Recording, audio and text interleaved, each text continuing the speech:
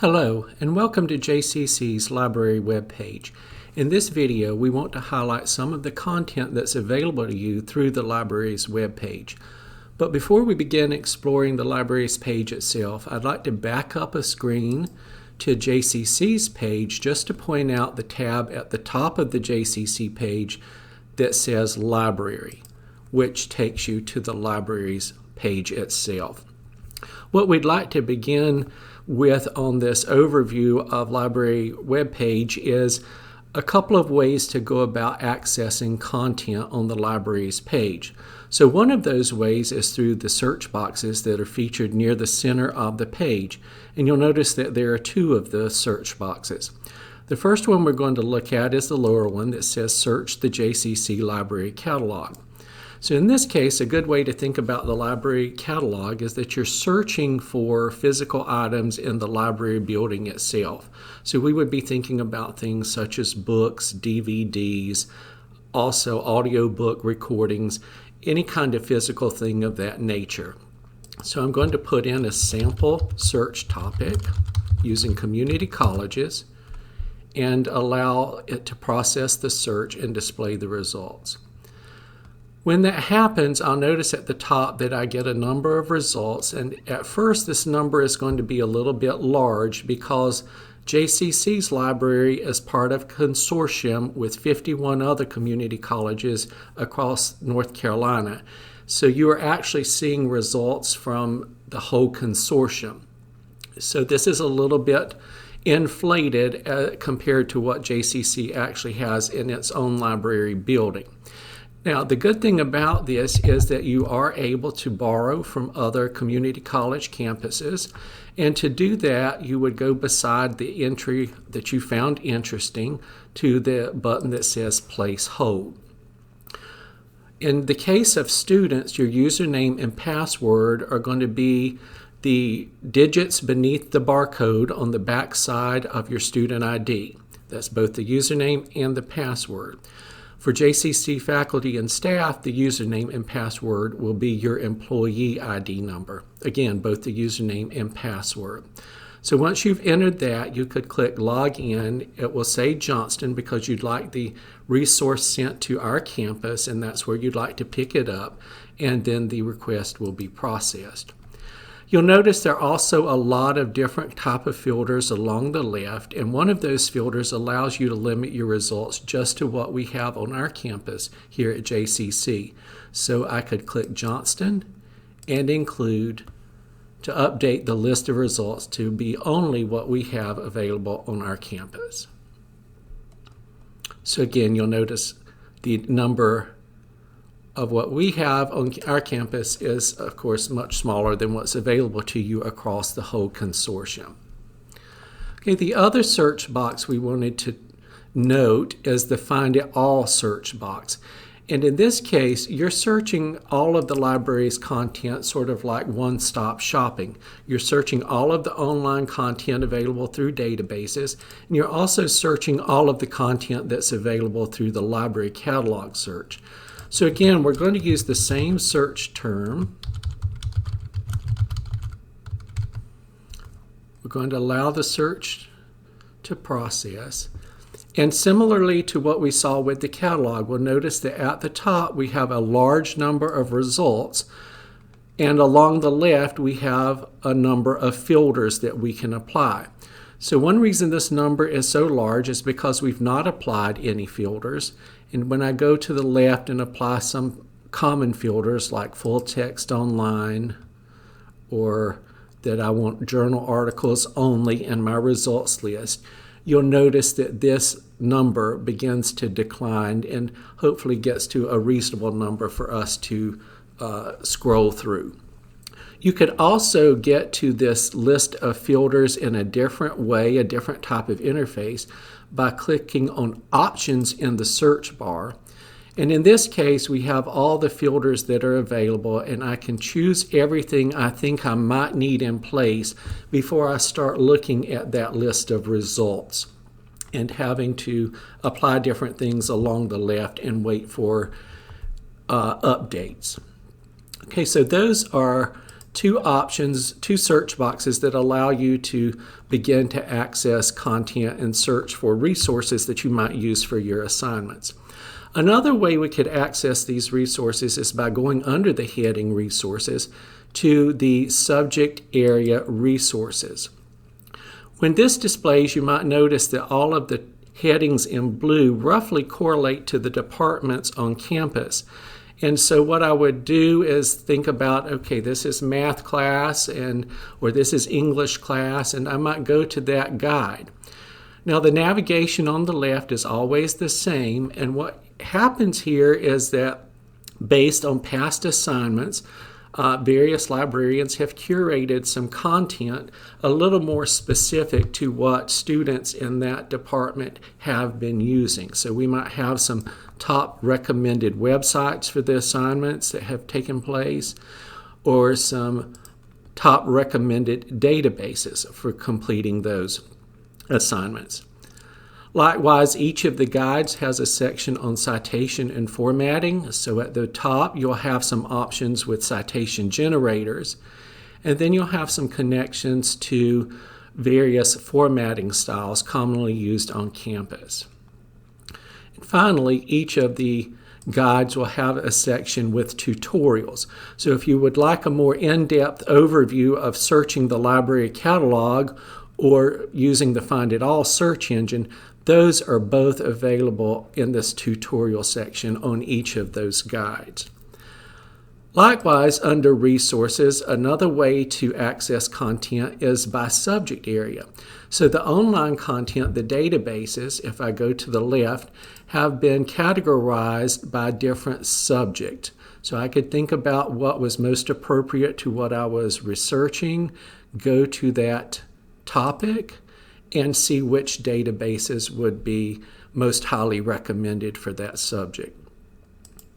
Again, there's also a couple of A to Z listings or alphabetized list of both our databases and our online journals.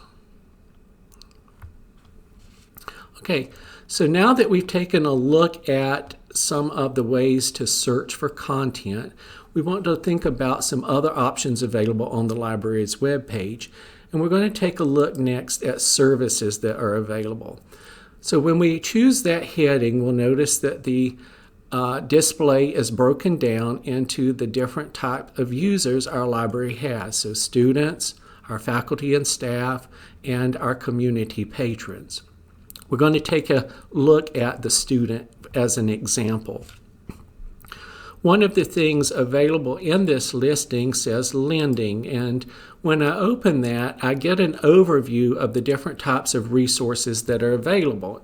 In this case, if I were a student, these are the type things that are available to me as a student.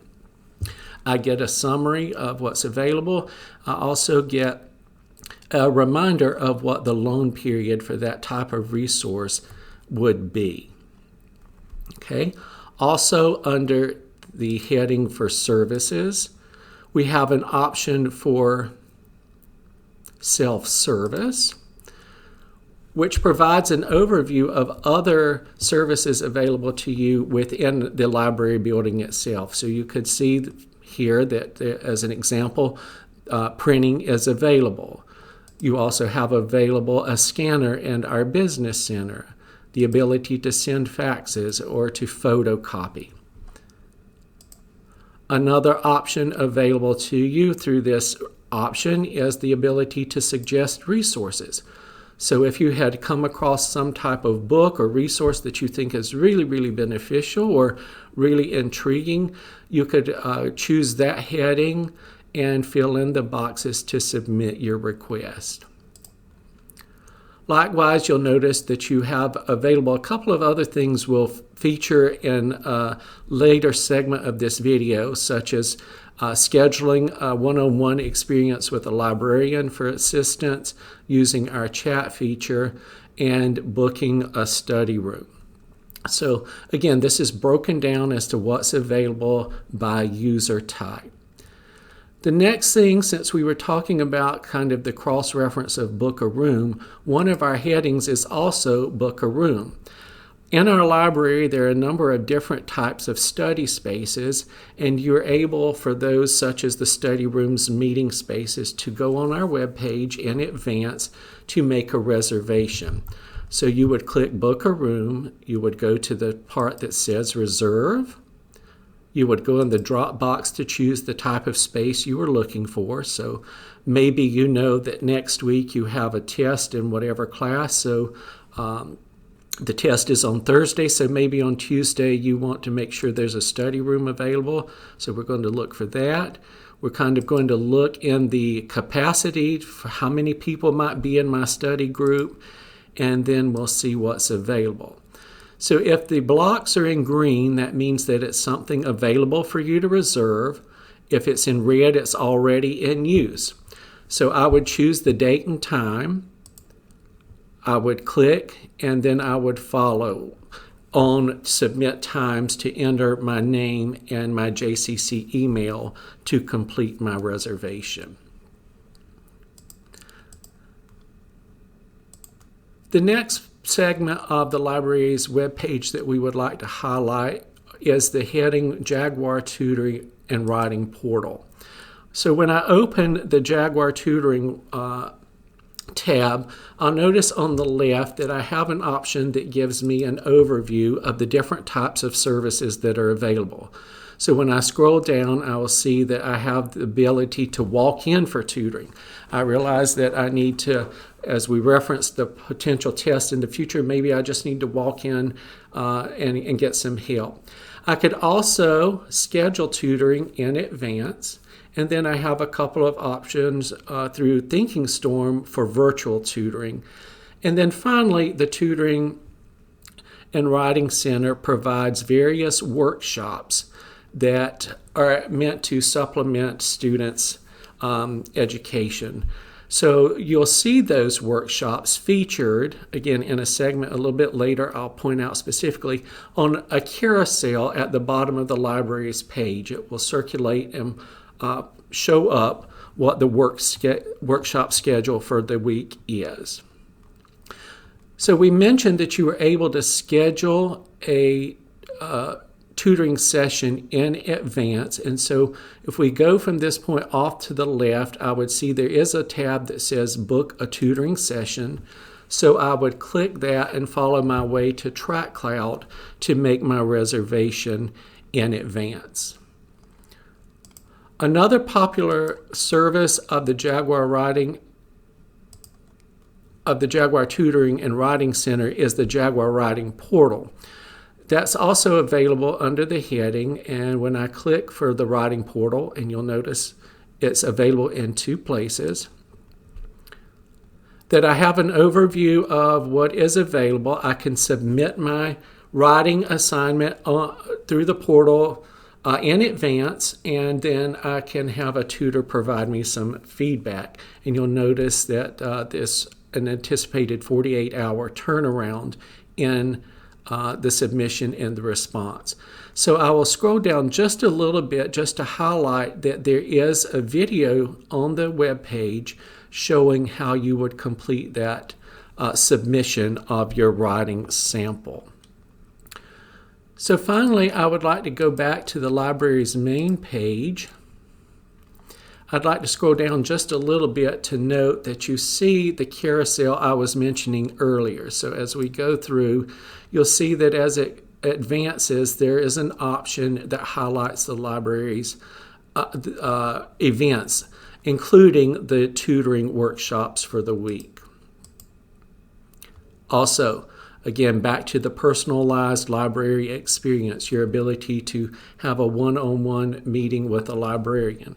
So these are always circulating along the bottom of the library's page. I'd also like to point out that at the top of the page, you always have our current operating hours. So you would see that for today, we are open from 7:30 to 5:30. And finally, I'd like to highlight a couple of ways you have to contact us for assistance. So one of the most popular features for contacting us is through the chat icon that is in the upper right corner of the library page. So when I click on that option, I'm able to open a box and I'm able to type in my questions and have a librarian answer my question. So this service is set up so that your question is routed to JCC librarians first. But if it's after hours, as an example, we're not open on the weekends, and maybe you're working on one of your assignments on Saturday morning or Sunday afternoon, you still have access to this service and can type in your question, and a librarian in North Carolina will be able to provide you with some assistance. The chat service is available 24 hours a day, 7 days a week, except for federal holidays. Another option for reaching out with your questions is under the contact heading. And so when I open that, I get the general contact information for both the library as well as for the Jaguar Tutoring Center. And then I notice off on to the left, I also have contact information for library staff individually and tutoring staff individually as well.